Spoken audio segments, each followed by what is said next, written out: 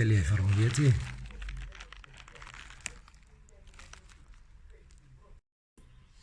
Νομίζω ότι κάτι έκανα καλό.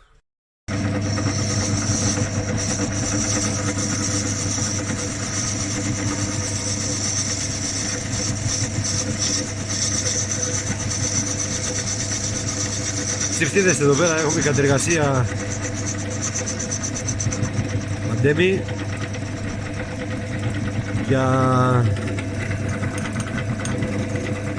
το κλαπέτο, για τις έδρες.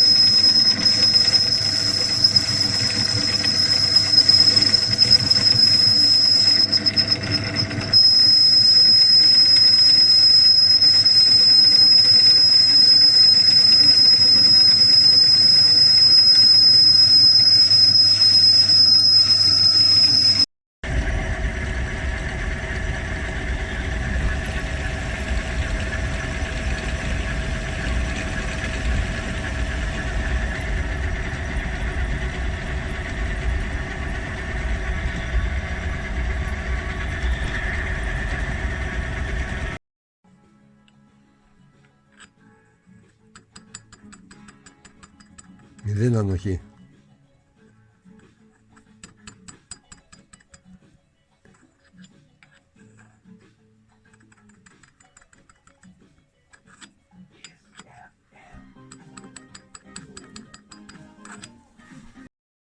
Καλησπέρα φιλαράκια μου.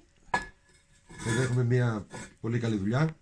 2 κλαπέτα από φορτηγό, τα οποία είχαν πολλά χιλιόμετρα επάνω. Φυσιολογικές φορές ίσως.